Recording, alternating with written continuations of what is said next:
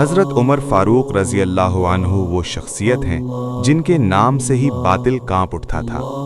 ایک دن نبی کریم صلی اللہ علیہ وسلم نے فرمایا، اے عمر، جس راستے پر تم چلتے ہو شیطان وہ راستہ چھوڑ دیتا ہے۔ سوچیں، وہ شیطان جو انسان کو بہکانے میں کبھی نہیں رکتا، وہ بھی حضرت عمر سے ڈرتا تھا۔ کیوں؟ کیونکہ حضرت عمر کا ایمان سچا تھا، ان کا دل اللہ کے خوف سے بھرا ہوا تھا، اور وہ ہر معاملے میں حق کے ساتھ کھڑے ہوتے تھے۔ ایک مرتبہ آپ رات کے وقت مدینہ کی گلیوں میں گشت کر رہے تھے تاکہ لوگوں کے حالات جان سکیں۔ یہی وہ عدل اور تقویٰ تھا جس نے آپ کو فاروق بنایا، حق اور باطل میں فرق کرنے والا۔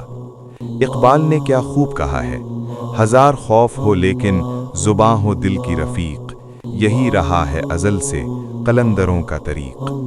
اگر آپ کو یہ ایمان افروز بیان پسند آیا ہو تو میرے چینل نور محمد کو ضرور سبسکرائب کریں تاکہ ایسے مزید اسلامی واقعات آپ تک پہنچتے رہیں۔